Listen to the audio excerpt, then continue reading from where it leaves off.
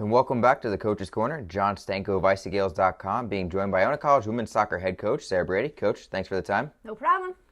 You guys took on a very successful Albany program and a red-hot Binghamton program this past week. Unfortunately, unable to come out with the wins. But looking at the film, what were some positives you took out of those games? I mean, there was loads of positives. I think anyone who watched the Albany game, as it was the maddest game of football ever, decided, unfortunately and incorrectly, by the referee. You know, he gave handball in the box when, you know, the replays all clearly show it hit the kid in the face. But, you know, we had chances to win the game. I think we were on top, we dominated. I mean, Mariah hit an absolute whack of a shot. The keeper pulled out a great save. But, you know, that's what's starting to happen now. Everyone's had minutes. All the teams are kind of getting close to the best 11s and the best rotations. So what's going to happen now is you're going to see games very close and decided on details. And, you know, hopefully we get that bit of luck and the details go our way in the future. On Sunday, the weather was, to put it kindly, miserable. It was English. It was great. It was very Ireland weather, very rainy.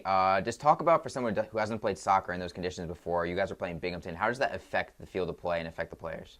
Well, I think, you know, as much as they can say they're uncomfortable, I mean, you know, wet and heavy uniforms on them, I think it's more to do with, you know, the errors will really get, you know, emphasised. You'll get caught out for your errors. You know, there'll be some slips. I know the first goal there was a slip. You know, the ball doesn't quite come cleanly off your touch.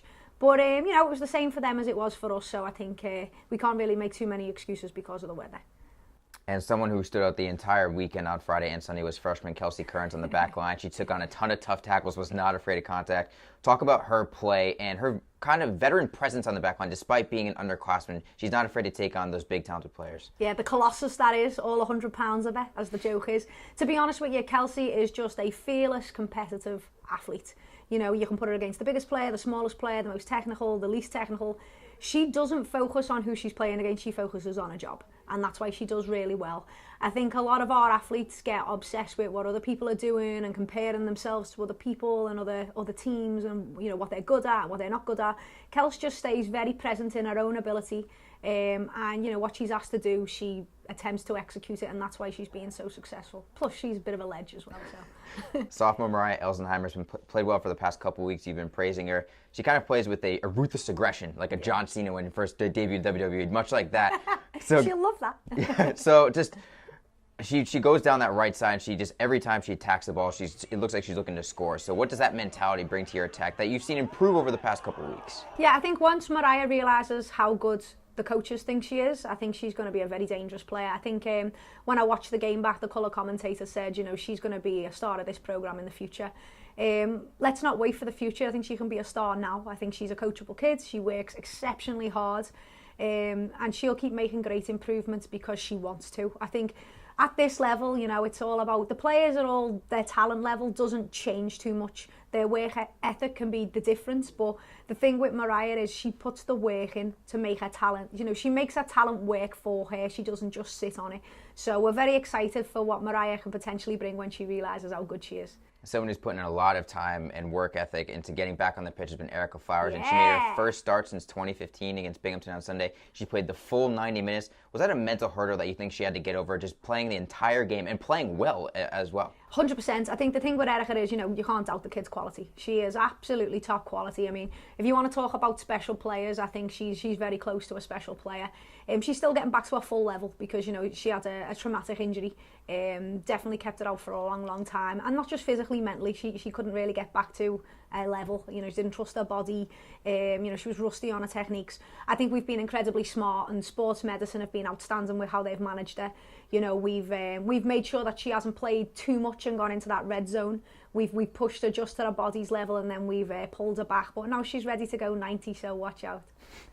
The Binghamton Bearcats had control in the second half against you guys, but co-captain Marissa Dundas was phenomenal on the back line. She made a couple fantastic defensive plays, breaking out some dangerous crosses, and you just saw her compete for the full 90 minutes even when things weren't going the Gaels' way per se. So what can you take from her competitiveness and her passion and not allowing that third goal to get in, which would have been detrimental? And can you show that on the film and show the players, like, this is what a team player is like and this is why she's a co-captain? Yeah, I think the thing is with Dooney, like, you don't need to show film that she's the team player. I mean, one of the reasons she's the captain is because she is completely going to do everything she can for the team and making everyone else look better. As I've said before, we've kind of clipped it a bit this year. You know, she's playing a little against their natural game. She doesn't go forwards as much, but largely it's because she's anchoring the back line. You know, she's a phenomenal kid, and I think you use the word, you know, compete. I mean, that is Dooney. She's the most competitive person I've ever met in my life, in a good way. So, I mean, she's vital for us. Excuse me, there's a reason she plays 90 minutes, and, you know, long may that continue. Now, the offense is an area that you guys are continually trying to improve upon. Over the past 3 games, you've had double-digit shots, something in your first 3 games you did not have. So despite not scoring as many goals as you would like, obviously, what have you seen in the most recent stretch of games that you've seen the most improvement on? Yeah, I mean, I'm not, as you know, I'm not the biggest stat person because I'm always like a quality shot versus just a shot. But I am very happy with the production out on the pitch to create. I think we're only getting closer to execution now, you know, that the players work really hard. I think it's very easy to judge a team when you just watch the game every week. You know, you're not seeing what's going on all week in the training, you're not seeing the conversations going on behind the scenes, the athletes who are doing extra. When it clicks for them, it'll click big time. I'm excited for them. I think they're right on the edge of the cliff now, and I think once they take that extra step, it's gonna be an avalanche. This Friday, Holy Cross enters the game, and they have not scored since their season opener. So how important is that first goal going to be against the Crusaders? Massive, absolutely massive. And I think more psychologically than actual true importance. I mean, the stat is, you know, I think it's something like over 70% of first goals decide the game. You know, the team wins the game if you score the first goal. But I really, really think they coach well. I think Case does a great job up there. Love Casey to pieces. But we're both in the same boat. We're both rebuilding the programme that needed, you know, a lot of spit and polish. We've both got great sets of kids who really want to do well. I think it's a close contest. We'll be ready for it, they'll be ready for it, and it'll be all about who executes the best on the day. So I'm excited. And this is the last weekend of non-conference play before MAC play begins. So what is the biggest area you want to see improved upon, whether it be mentally with your team or on the field, that you want to have them ready for when conference play begins? Yeah, we talked today, we've done a film session. Mental mistakes are costing us. I mean, if you look at the Binghamton game and you take out that 40 seconds when the 2 goals were scored, you know, the game's fairly even, but, you know, we made mental mistakes that we paid for. I think I used the comment, we're doing it to ourselves now, guys. You can't put yourself in those type of holes. The main thing I want to see non-conference players, everyone come out of it healthy. That's always the key. That's what every coach in college football will tell you. But the big thing for me is this is where we're starting to learn, okay, who's ready to start, play big minutes, contribute big minutes. So we will still see freshmen because, you know, that's a big thing for me. I think everyone deserves to be developed in the non-conference play. But we're going to start seeing, okay, are you still in the development stage? Or are you ready to compete and help the team win? So I'm excited for that.